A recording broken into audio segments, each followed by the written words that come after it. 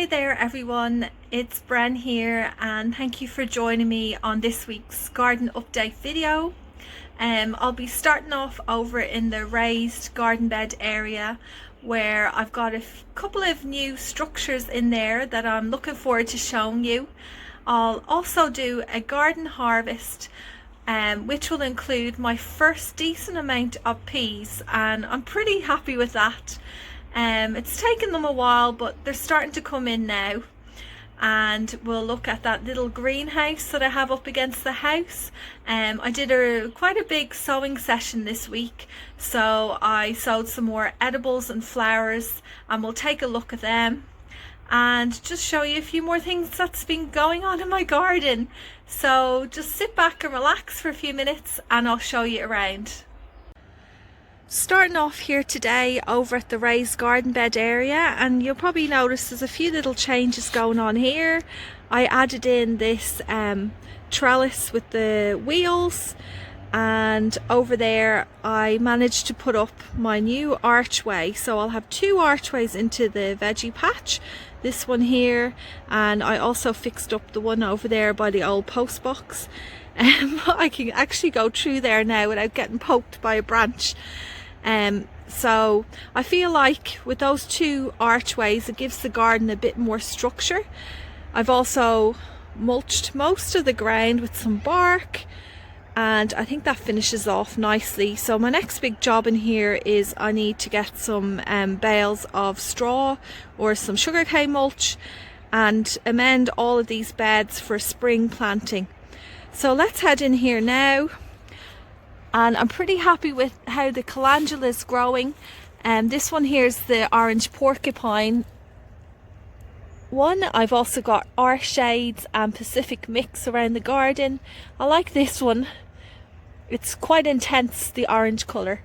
So we're going to head over through the archway. Oh, the sun's just rising now. And I'm going to head down here to this bed because I'm finally starting to get enough peas to harvest to bring inside. You can see them here. I actually can't remember the exact variety of this one, but I'm sure if I had a rummage down there I might find the label. I do need to tie them up. They're kind of drooping over into the bed, and I've got lots of buds on my cornflowers. I have some leeks here. I have one surviving beetroot in this bed. Do you remember my son a few weeks ago pulled them out by accident? And over this way, I have a couple of things to show you. I ended up putting that coat hanger trellis that I made, I put it up here, and I'm looking forward to seeing. I did put some sweet peas down there, but they haven't really done much. But maybe when this area gets a bit more sun in summertime, I'll see some beans growing up around it. And here's a little update on those tins. I haven't quite finished it off yet, but I wanted to show you to give you an idea of what it will look like. I'm going to move them around a little bit, but I've grouped all the red tins together here, and I've drilled some holes. I'm actually using the lids as well, so if you can imagine, when I plant this up with succulents, you'll have the nice green foliage, and then behind it there will be the lid as well. And I haven't quite decided where I'm going to put this, probably in the front garden, and I'm looking forward to seeing what it looks like there. Okay, so let's go back over to the peas and I'll harvest a few.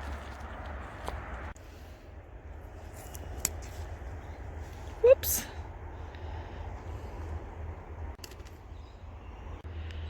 Okay, well, I only actually managed to get 3.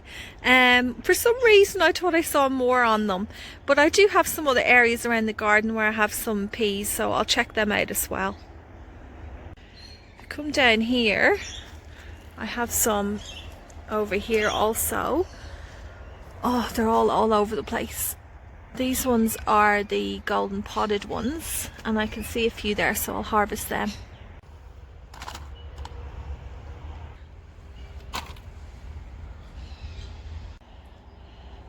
I love how the Russian red kale has gone this really deep purple colour, and the red mustard greens have certainly been touched by some frost. The colour is a lot more intense. I might harvest a few of these leaves now also.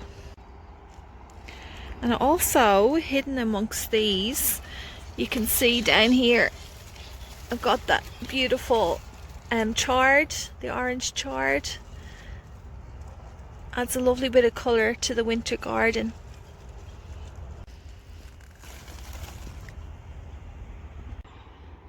So we're going to head down the back garden now and take a look at some curly kale that I have down there. I'm down near the back of the garden, and you might notice there that on this trellis I ended up wrapping some paper bark from the front garden around the stakes that were there, and I think that looks much nicer than just the plain wooden stakes. I have to open up the greenhouse. It looks a little bit steamy in there. Oh, every night I have to remember to lock it up because I don't want to lose any of my plants. And down here you can see everything's putting on some nice growth. Over here I'm going to harvest some of this. This is the curly kale. So this can also change to a more deeper purple colour, but where it is at the moment I don't think the frost is hitting it as much. And as I mentioned before, the frost here is so mild. So over where the raised beds are, that's probably the area in my whole garden that gets the most frost. So I'm going to pick off some of the outer leaves. Has anyone ever tried putting these in the oven and making kale chips? You should give them a go. It's actually quite nice. I was a bit apprehensive when I first tried them, but they're really crunchy and delicious. You can put a little bit of chili powder on it as well to add some extra flavour.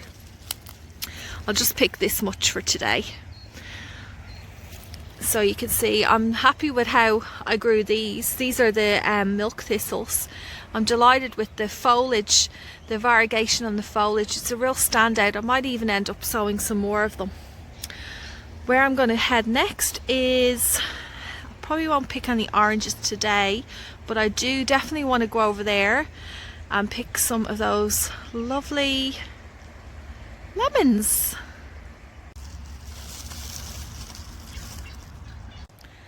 I have something else to show you over here. I don't think you've seen it yet. It's this here.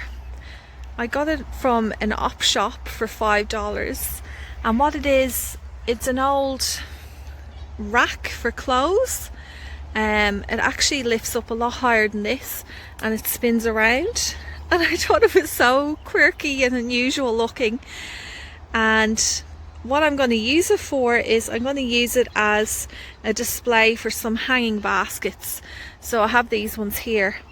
Now I'm not sure whether I should be putting some potted colour in there or if I'll put some succulents.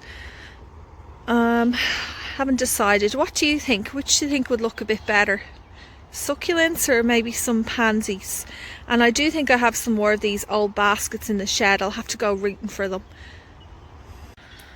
Okay, and we'll head over this way around the back. The greenhouse is looking really full. Let me go and just open it up. It's so warm and cozy in here, and you can see it's a lot more full. I ended up, these here are clary sage that I put down in autumn, and I thought I couldn't find any of them bar one, and I found these when I was weeding. So I've put them in pots, and I will find a place for them. There's the Sweet Alice. Over there at the back is the pak choi. Lots of little seedlings in here. My corn cockles, they're not really doing too well. See how they go. And I've got more columbines in here, and they're also foxgloves. And I have my overwintered capsicums, eggplants. Some of them look pretty dead, like that one there, but I'm gonna leave it in the pot and see how we go. And then what else? Yeah, it's just kind of full up with seedlings. And over here are some of those tomatoes that I did a little while ago that I showed you in the video a couple of weeks ago. I've been checking on them every day. No germination yet. Got lots of lemons. I'm gonna pick maybe one or two and bring them inside. I love using these in just with water and squeeze it in. It adds a bit of extra flavour, especially when you have mint as well.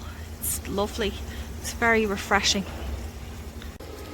Just pick that one off, and I think I'll grab this one over here as well.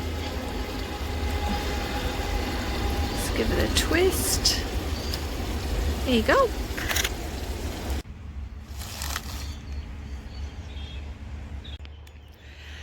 I ended up moving all of my containers over here to the side of the house. This area gets a lot of sun during the day and it's quite warm, so I thought by moving them here, at least I have them all in one spot that I can water them a lot easier until they start flowering a lot more, and also the heat from this area will help them grow a bit better. But look at this gorgeous one I got the other day from the garden centre. It was a potted colour and I couldn't resist. I had to get it. It was so pretty and I can't wait for it to fill out this container.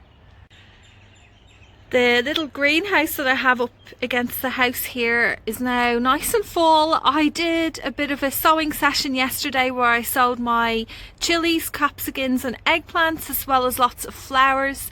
Down here I did another round of sweet peas, which you can see. I probably am sowing them a bit late, but I'm still going to give them a try and see how they go. So they're just there. I used the toilet roll holders. I find they're great for plants that don't like to be transplanted, so I put my sweet peas in there, and then there's lots of the chilies there. I'll put the name in the description of what I'm growing with the chilies, and at the back there I'm doing some more billy buttons because I lost them when the greenhouse collapsed. So that will be my third time sowing them and hopefully I'll be successful. And up here I've got all my tomatoes. And finally this week I really wanted to show you this. This is a grevillea shrub that I have growing in the front garden, and it's in flower, and it will flower now until springtime, so it brings a nice touch of colour into the winter garden. I've really grown to appreciate Australian native plants. You notice that it really does attract a lot of local wildlife, particularly the birds, into your garden. And I do want to make more of a conscious effort to plant some more native plants. I think that's why I've persevered, especially with those annual flowers like the billy buttons and the everlasting daisies. I'm just so determined to try and grow them and have them in my garden. Well, I've moved the harvest basket over here. This isn't really enough to feed a family of 5 an entire meal, but what I will do with it today is my little boy's at home with me from preschool, so I'll make some kind of stir fry. I'll chop this up and I'll add in some vegetables that I have in the fridge. I think I've got a capsicum and some carrots. Toss in some noodles with some soy sauce and maybe a squeeze of one of the lemons, and that will be a nice lunch for both of us to enjoy. Well, I better head off for now. I hope you enjoyed this week's video and I'll see you all again next week.